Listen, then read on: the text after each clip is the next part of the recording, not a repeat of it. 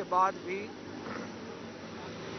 आज इस्लामाबाद में इलेक्शन नहीं कराए गए, ये पाकिस्तान के आइन के ऊपर, पाकिस्तान के अदालती निज़ाम के ऊपर एक खुल्लम खुल्ला हमला है जो राना सनाउल्लाह और राजा सुल्तान सिकंदर ने मिलकर किया है। इलेक्शन कमीशन एक सब्सिडरी बन चुका है वफाकी हुकूमत की, और इलेक्शन कमीशन की इस वक्त चीफ इलेक्शन कमिश्नर की हैसियत एक क्लर्क से ज़्यादा नहीं है। हमने पहले भी ये रेफरेंस फाइल किया हुआ है। एजाज चौधरी साहब सेनेटर जो हमारे हैं, उन्होंने सुप्रीम जुडिशल काउंसिल में चीफ इलेक्शन कमिश्नर के खिलाफ ये रेफरेंस फाइल किया हुआ है। हमने फैसला किया है एक और रेफरेंस चीफ इलेक्शन कमिश्नर के खिलाफ भेजा जा रहा है। इसके साथ साथ हम अदालत में जा रहे हैं कि चीफ इलेक्शन कमिश्नर को काम से रोका जाए, और जिस तरीके से मौजूदा इलेक्शन कमीशन फंक्शन कर रहा है इसके ऊपर अदालत जायजा ले और अपना फैसला दे।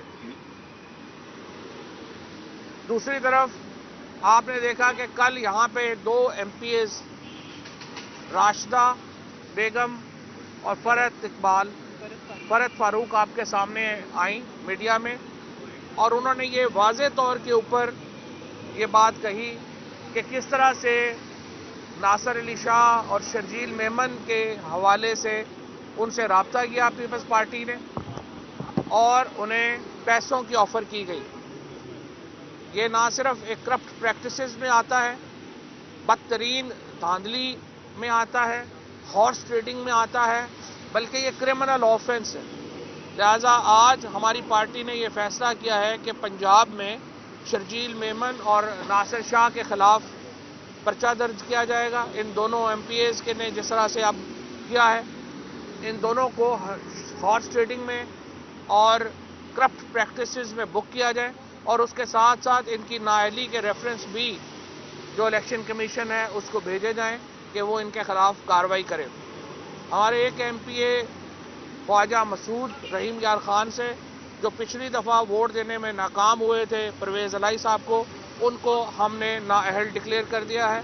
चेयरमैन PTI ने इस ज़मन में अपनी जो कार्रवाई है वो मुकम्मल कर ली है। नोटिस मुकम्मल करके उन्हें उनकी नशिस्त से नाअहल करार दे दिया गया है, और इलेक्शन कमीशन को स्पीकर को कह दिया है कि वो रेफरेंस भेज दें ताकि उनकी नाअहली का बाकायदा नोटिफिकेशन जारी किया जा सके। जहाँ तक पाकिस्तान की सियासी सूरत हाल का ताल्लुक है, नेशनल सिक्योरिटी कमेटी की मीटिंग होती है। जो सबसे ज़्यादा इफेक्टेड प्रोविंस है, जिस सूबे को सबसे ज़्यादा इस मामले में शरीक है और जिसमें सबसे ज़्यादा नुकसान उठाया है, वो खैबर पख्तूनख्वा का सूबा है। लेकिन नेशनल सिक्योरिटी कमेटी मीटिंग में खैबर पख्तूनख्वा के वज़ीर आला को नहीं बुलाया गया। इससे आप अंदाज़ा लगा सकते हैं कि ये मीटिंग कितनी संजीदा है।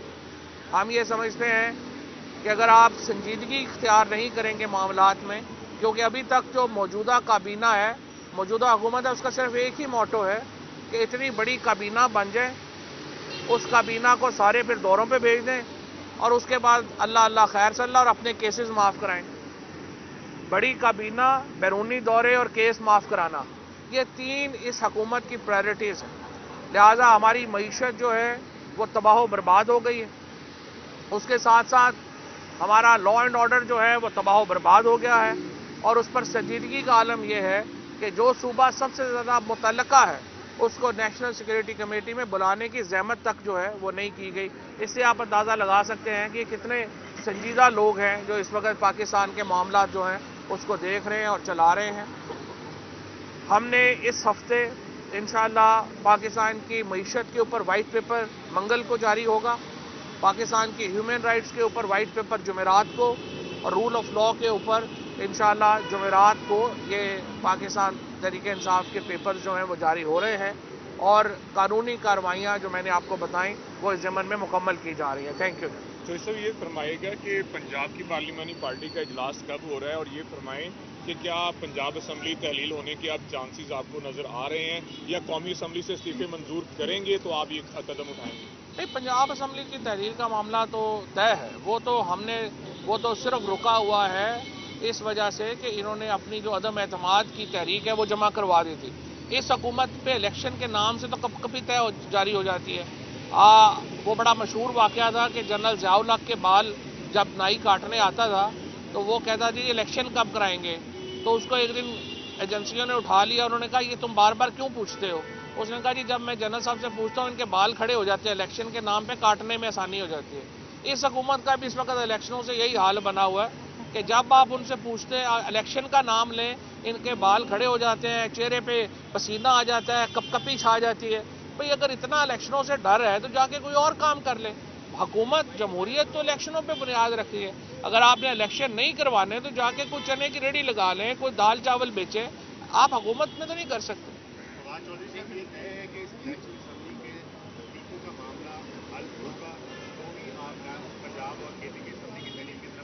देखें नहीं, वो मामला तो अलहदा है। अगर वो मामला ना भी हल हुआ, पंजाब और केपी की असम्बलियाँ तहलील हम कर देंगे। और ये देखिए ये वाज़ेह कानून है, जावेद हाशमी केस में वाज़ेह तौर पे ये कह चुके हैं कि आपने ये जो इस्तीफ़े असम्बली के फ्लोर के ऊपर होंगे आप मंजूर करेंगे। अगर ये मंजूर नहीं किया जा रहा, आजकल वैसे भी पीटीआई के लिए आपको पता है कि कानून और है, बाकी पार्टियों के लिए और है, इसी वजह से ये मामला ख़राब हुआ।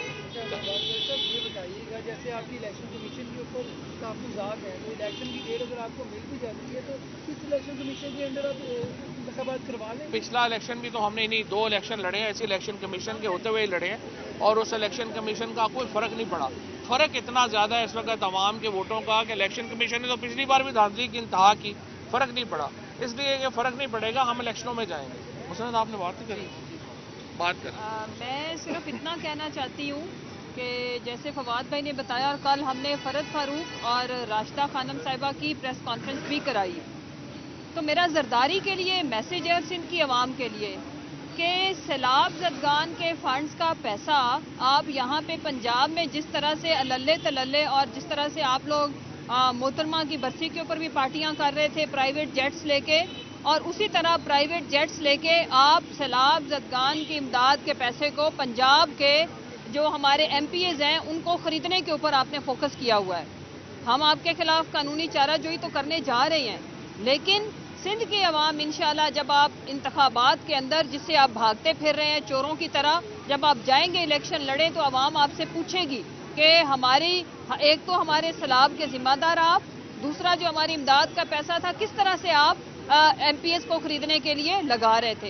दूसरा मेरा सवाल है, अहम सवाल है इलेक्शन कमीशन से कि जरदारी, शर्जील मेमन, नासिर हुसैन शाह और फिर यूसुफ रजा गिलानी के बेटे की तो वीडियो ऑडियो दोनों मौजूद हैं, तो आप कब जागेंगे और कब आप इनके खिलाफ कार्रवाई करेंगे और कब आप इनको नाअहल करेंगे?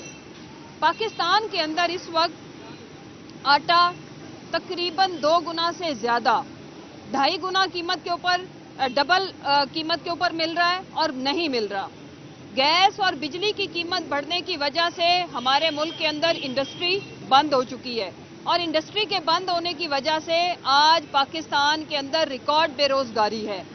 ये पाकिस्तान की तारीख में और दुनिया की तारीख में पहला साल है जिसमें महंगाई बेइंतहा बढ़ी, कई 100 गुना बढ़ी, लेकिन लोगों की आमदन कम हुई।